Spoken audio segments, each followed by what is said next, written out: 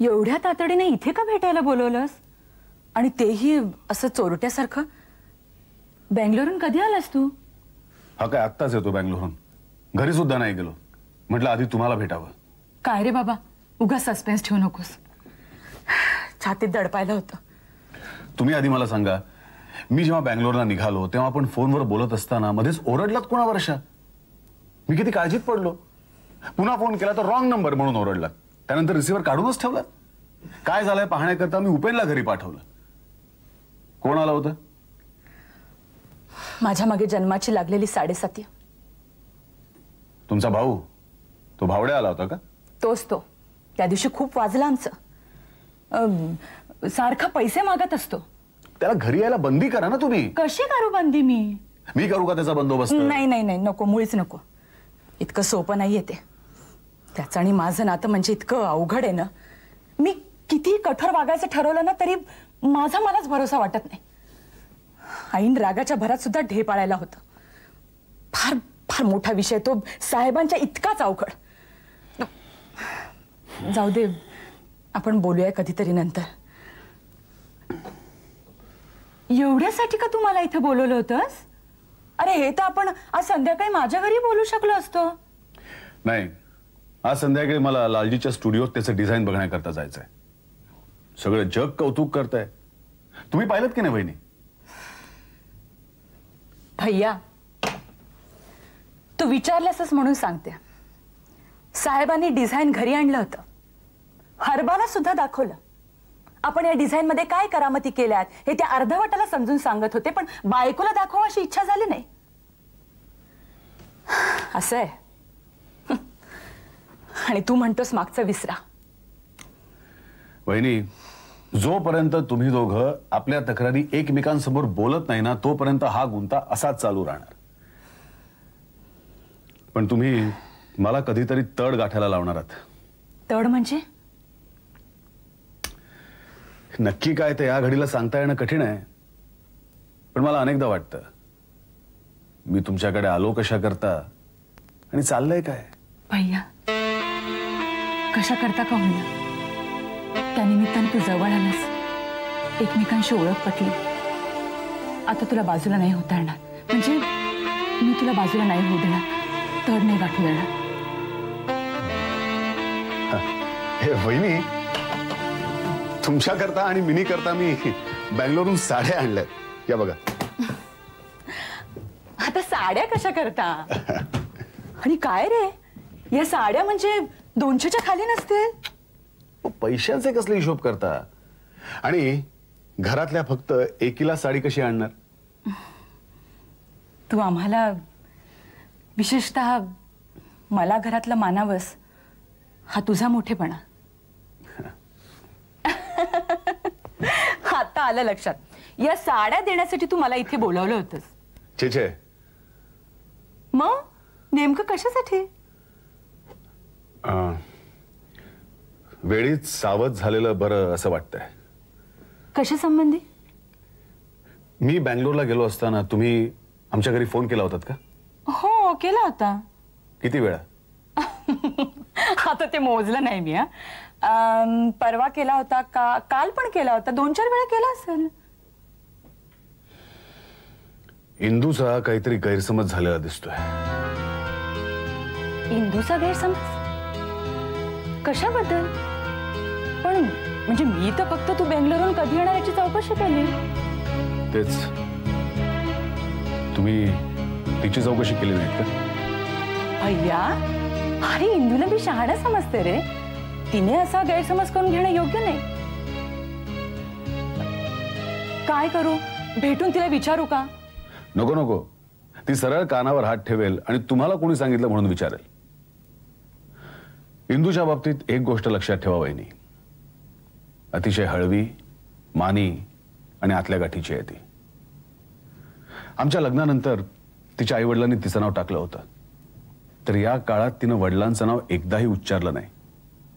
एवढंच नाही तर जेव्हा सचिन झाला तेव्हा नातू बघायला तिचे आईवडील आले. 7 वर्षांनंतर भेटत होते. या बेटीच्या चेहऱ्यावर आनंदाची छटाई नव्हती. काय सांगतोस? शेवटी तिची आई शरण आली तेव्हा इंदूनं तोंड उघडलं. तिनं प्रश्नच विचारला पहिला थेट, जर नातू झाला नसता तर केव्हा येणार होतात. तिची आई रडायला लागली तेव्हाही विरघळली. भलतीच करारी दिसते रे. पण याचा केव्हा तरी उलगडा करायला पाहिजे. अरे तिला असं वाटायचं कारणच काय? कारण प्रत्येक स्त्रीच्या मनात खोलवर कुठेतरी एक शंका मूळ धरून असते. कसली शंका? आपला नवरा धोक्यात येणार नाही ना, ही शंका. पाऊस पडला की जसं अचानक गवत उगवतं ना, तसं या शंकेचं असतं. मग काय करायचं? सध्या फक्त एक करा. घरी फोन कराल तो फक्त तिच्याशी बोलण्याकरता. माझ्याशी बोलायचं असेल तर ऑफिसात फोन करा. पाहते काय करायचं ते. पाहू नका. तुम्ही माझ्याविषयी जादाच आपलेपणा दाखवताय असं कदाचित तिला वाटत असावं. ते आलं रे माझ्या लक्षात. पण फोन बंद केला तर तिकडूनही संशय यायचा. आईच्या मनात एकदा शंका जाऊन बसली ना, ती बाहेर पडणं कठीण. अरे म्हटलं येतोयस का नाही भैया? अरे येणार नाही असं कसं होईल लालजी? डिझाईन कुठे आहे? सबुरीने घे, सगळं समारंभाने होईल. चतुर, तुझ्यासाठी फर्स्ट क्लास स्कॉच मिळवली बघ. स्कॉच? मग लालजी, तुला यापेक्षा चांगलं सेलिब्रेशन दाखवतो. जिन आहे तुझ्याकडे? तू म्हणशील ते. चतुर, जिन और वाइन ग्लासेस लेके आओ. अनरे हा, हे राहू दे इथं. हा, आईस क्यूब्स आहेत ना रे? आण जरा. येस. ठीक आहे. अरे गंमत आहे गंमत. बघ तर खरं. येस. बंगलोरच्या ट्रिप मध्ये नवीन विद्या शिकलेली दिसत आहे. अरे असे 2 पेग घेतले ना लालजी की माणूस असा सुंदर तरंगायला लागतो.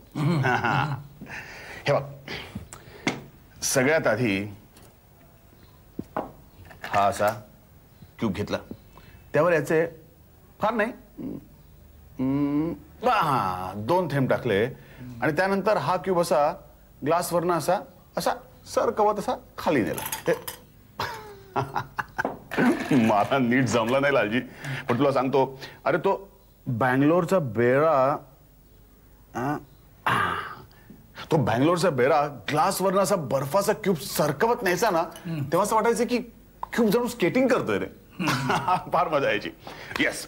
नाव अ पेग फुल ऑफ जिन.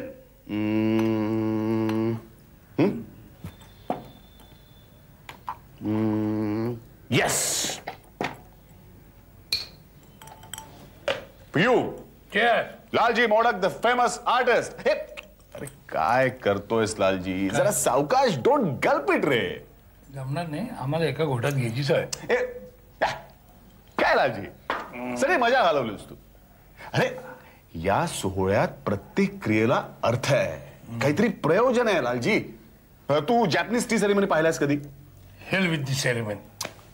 हे बघ भैया, हे असलं नाजूक पिणं आपल्याला काही परवडणार नाही. हा नाही, तू हे केलेलं सगळं छान आहे, ग्रेट आहे, पण हे असलं लचकत मुरडत तू घे. मी आपलं आमचं फर्स्ट क्लास आहे. नाही Lalji, you are spoiling the evening. हे बघ, हे आम्हाला मानवण्यासारखं नाही. आम्हाला 2 पेग मध्ये किक आली पाहिजे. अरे all right, whatever you say. Cheers. Cheers. You are great भैया, यू आर ग्रेट. तू कोण आहेस माहितीये ना? कोण आहे? मोडक, पंचनदीचे मोडक. आपल्या गावाचं नाव सुद्धा काय पोएटिक आहे. गेलास का कधी? नाही. ताबडतोब जा. Beautiful place. डोंगरात आहे. दाभोळच्या अलीकडं 4 मैलावर उजवीकडे फाटा आहे. भैया, कोकणासारखं सुंदर या जगात काही नाही बघ. आणि मोडकांसारखं बंडखोर कोणी नाही. बाय शिअर ऍक्सिडेंट आपण बामण राहिलो, माहिती आहे तुला? नाही. तुला काहीच माहित नाही का? हे बघ, आपल्या सख्ख्या पंजाचा सख्खा भाऊ ख्रिश्चन झाला बाय चॉईस. वेदशास्त्र संपन्न होता. 1820 सालची गोष्ट आहे. पेशवाई नुकती खतम झालेली. Can you imagine a vedmurti getting converted to Christianity.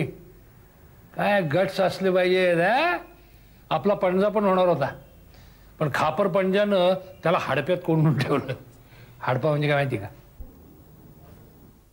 भाताचं कोठार, म्हणून वाचला. हे असल्या लोकांचे आपण पंतू आहोत हे विसरू नको. Always think big.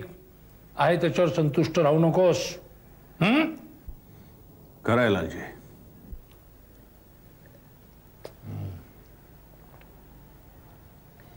आपल्या घराण्यात एकच माणूस युजलेस निघाला, आपला बाप. हा वकील म्हणून मला वकील करायला निघाला होता. त्याला काय माहिती, अरे त्याचा पोरगा होतो त्यापेक्षा एका मोडकाचा नातू होतो मी. सांगू का, दिल्लीला जाताना नाला सोपारासारखं भिकार स्टेशन ओलांडून जावं लागतं ना, तसा आपल्या आयुष्यात आला. तो एक सोडला ना तर बाकी मोडक स्पिरिट ही एक अचाट गोष्ट आहे.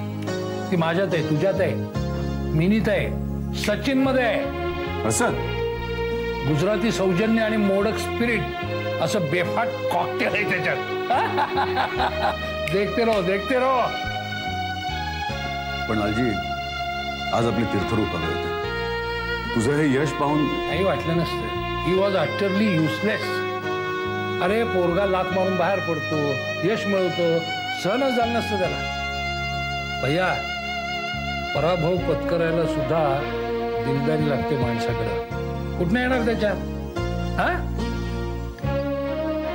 एकाच गोष्टीचं राहून राहून वाईट वाटतं.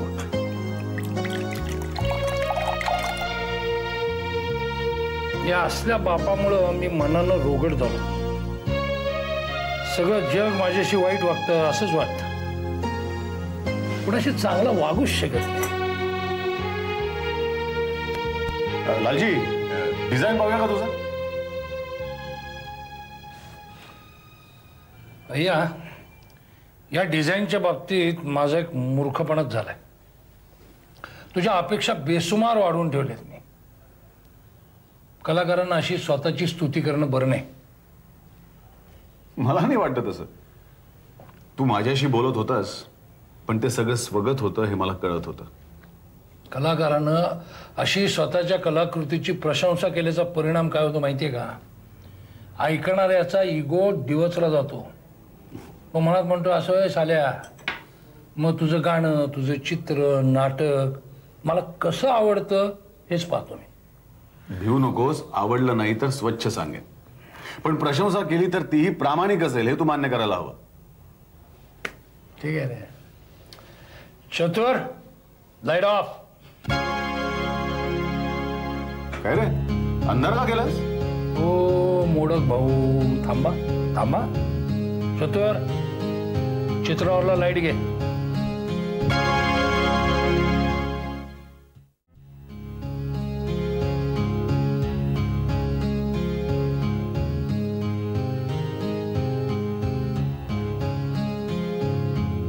Fantastic, Lalji.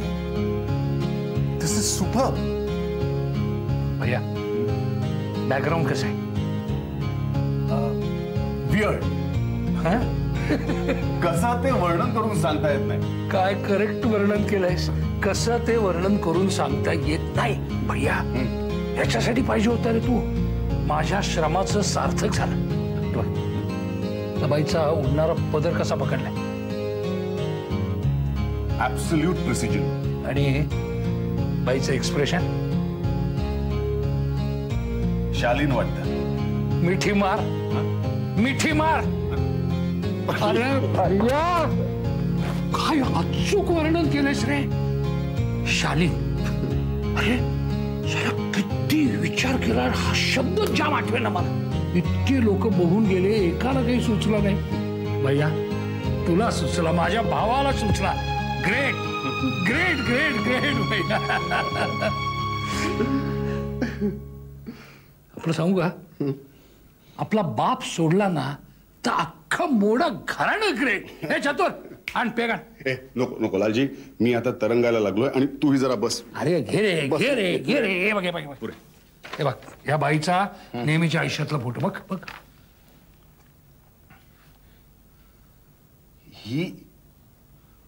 हीच आहे. अरे फार बदलून टाकलंस की रे तिला. हा कळलं कळलं मला तू का होत असते. हे बघ अरे नजाकत खूप केली पण जाणणारा नसेल तर करायचं काय. हे बघ जाणकार म्हणजे पेल्यासारखा असतो. पेला नसेल तर मध्ये ठेवायचं कुठे. लालजी पण हा बॅकग्राऊंडचा इफेक्ट शेवटी मिळवलाच कसा तू. सिक्रेट आहे तुला म्हणून सांगतो. ध्यानीमनी नसताना अचानक डोक्यात आलं. हे बघ दूध खूप तापलं की खाली जाऊन तिखटतं. हा त्याची खरपूड बनते. ब्लेडनं ती खरवडून काढली. एक पापुद्रा दुसरा तिसरा, एक भांड दुसरं भांड तिसरं भांड. शेवटी अपेक्षित असलेली मनासारखी अनेक कॉम्बिनेशन्स मिळाली. हा मग तो पापुद्रा 20 पटीनं ब्लोअप केला. त्याच्यावर बाईला एक्सपोज केला आणि प्रिंट काढला. वाह लालजी क्या बात आहे. वाह. आणि हे बघ यामध्ये माझ्यासाठी खरं चतुरनं माझ्यासाठी फार मेहनत केली. त्यांनी केली आणि घरच्यांना काय आहे का याचं. अरे हे डिझाईन घरी नेलं 2 दिवस उघड्यावर ठेवलं. पण बायकोनी आणि पोरीने ढुंकून पाहिलं का त्याच्याकडे. रोज लोकांचे फोन यायचे अभिनंदन करायला. तरी बाई कसलं अभिनंदन म्हणून विचारायची. त्या लोकांना मी कामवाली बाई म्हणून सांगायचो. भैया मला काय वाटत असेल रे. हा ठीक आहे ना. अरे साल्यानो हा लालजी डफ्फड आहे पण या डिझाईन न काय पाप केलं रे. हा नको लालजी, या क्षणी नको हा विषय काढूस. वहिनी म्हणतात तू त्यांना डिझाईन दाखवलं नाहीस. तू म्हणतोस वहिनीने डिझाईन बघितलं नाही. मी फार गोंधळून गेलोय. कुणाचं खरं मानलं.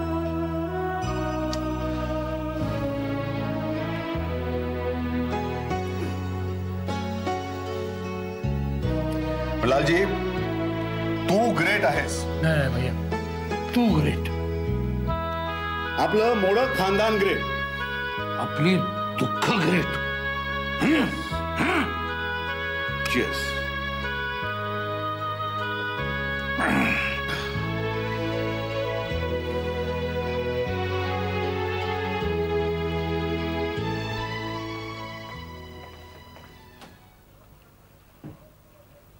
अरे उपेन सर काय रे केव्हा आलास तू. 1 तास झाला. 1 तास. पण मी फोर्ट मध्ये गेलोय तुला कोणी सांगितलं नाही का. सांगितलं ना. अरे नशीब तुझं आत्ता आलो. कदाचित रात्रीचे 12 सुद्धा वाजले असते. ते सुद्धा कळलं. इनफॅक्ट सर काल तुम्ही बँगलोरहून आल्यापासून तुम्हाला कॉन्टॅक्ट करायचा प्रयत्न करतोय. शेवटी आज ठरवलंच. कितीही वेळ लागला तरी तुम्हाला गाठायचंच. सर तुम्ही लालजींकडे गेला होता. हो गेलो होतो. अरे त्यानं इतकं सुंदर डिझाईन तयार केलेलं आहे. दसऱ्याच्या दिवशी खरं तर तो खूप आग्रह करत होता. नंतर बँगलोर झालं. ये ना. हो ये बस. हो बस रे. कसलं डिझाईन आहे सर. ते मी सांगून उपयोगाचं नाही. ते जाऊन पाहायला पाहिजे. आपण दोघेही जाऊ बघायला. ओपेन जाऊ म्हणजे नक्कीच जाऊ. हो. ते डिझाईन तू पाहावं अशी माझी फार इच्छा आहे. काय रे तू सहजच आला होतास ना. हो बँगलोरचा रिपोर्ट तुमच्या तोंडून ऐकायचा होता सर. उपेन बँगलोर बद्दल आपण उद्या बोललो तर चालेल का. आज मी जरा वेगळ्याच मूड मध्ये आहे. लालजी ते डिझाईन अजून डोक्यातून गेलेलं नाहीये. काय रे सर विशेष काही नक्की नाही ना. विशेष म्हणजे बोल ना. नाही तसं काही खास नाही. अरे बोल ना. सर 18 तारखेला मोडक मंडळीने आमच्याकडे जेवायला यावं अशी आईची इच्छा आहे. 18 सर 18 तारीख म्हणजे दिवाळीचा दिवस. छान आहे कल्पना. पण काय रे आम्हाला सगळ्यांना कशाला बोलवतोयस? म्हणजे काय? म्हणजे असं की आईची इच्छा म्हणजे तुझी इच्छा आणि मोडक मंडळी म्हणजे मिनी. काय बरोबर ना? सर तुम्ही म्हणजे मला एकदम क्लीन बोल्ड केलं. अरे कारण असल्या पिचवर मी गुगली बॉलिंग बरंच केलंय रे. एक्सलंट कल्पना आहे. एक दुरुस्ती कर, फक्त मिनीला बोलव, तिच्या आईला सुद्धा बोलवू नकोस. सर अहो पण ते वाईट नाही दिसणार. अरे आम्हाला बोलावलंच तर वाईट दिसेल. काकाला जाऊन उगाच भांडलं पाहण्यात काय अर्थ आहे? ओके, तू असं कर, मिनी आणि तिची आई दोघींनाही बोलाव. वहिनी नकार देतील अशी मी व्यवस्था करतो. तो ऍक्सेप्ट मात्र करायचा. ओके? सर तुम्ही म्हणजे या पिचवर बॅटिंग आणि बॉलिंग दोन्ही मध्ये एक्सपर्ट दिसता. मला सांग, तुला मिनी हवी आहे ना? हो सर. हा.